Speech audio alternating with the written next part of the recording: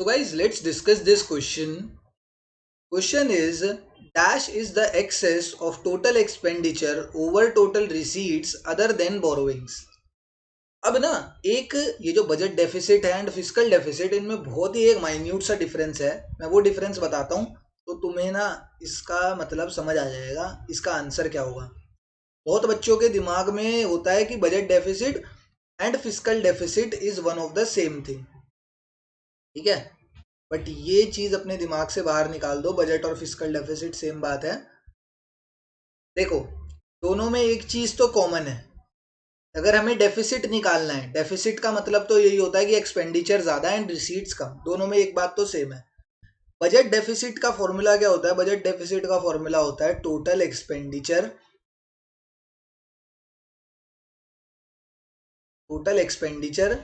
Minus total receipts. Budget deficit तो ऐसे निकल आता है, ये देखो कि क्या है, एक्सेस ऑफ एक्सपेंडिचर है, मतलब एक्सपेंडिचर ज्यादा है रिसीट्स कम है, तो हम टोटल एक्सपेंडिचर में से टोटल रिसीट्स को जब माइनस कर देंगे तो बजट डेफिसिट निकल के आ जाएगा। वहीं अगर मुझे फिस्कल डेफिसिट निकालना है तो फिस्कल डेफिसिट का फॉर्मूला भी कुछ सेम सेम है। वहां पे भी हम टोटल एक्सपेंडिचर में से टोटल रिसीट्स को माइनस कर देते हैं, ठीक है।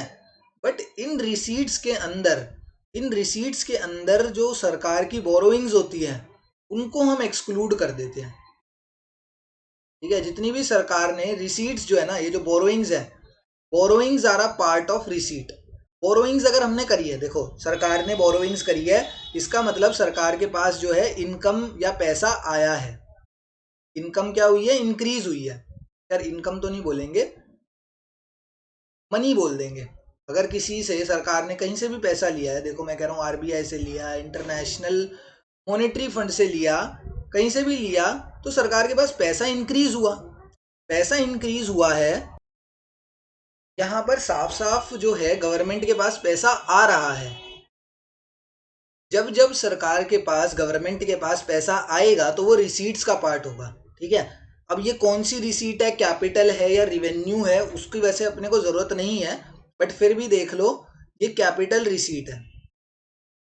ये कैपिटल रिसीट है क्योंकि जब हमारी लाइबिलिटी इंक्रीज होती है, in case of capital receipts there is either increase in liability और डिक्रीज इन एसेट। तो यहाँ पर साफ साफ हमारी लाइबिलिटी इंक्रीज हो रही है बोरोइंग्स लेके, ठीक है। तो यहाँ पर ये borrowings is a part of capital receipts. तो जब हम टोटल एक्सपेंडिचर में से टोटल रिसीट्स को माइनस करते हैं, बट एक कैपिटल रिसीट इसमें होती है बोरोइंग्स नाम की, उसको एक्सक्लूड कर देते हैं, उसको हटा देते हैं। हम जब टोटल रिसीट्स कैलकुलेट कर रहे होंगे ना कि हमारी देखो ये कमाइयाँ हैं ए बी सी और डी, ये डी जो है ना ये बोरोइंग्स है, ये डी जो है डी नाम से ये बोरोइंग्स है।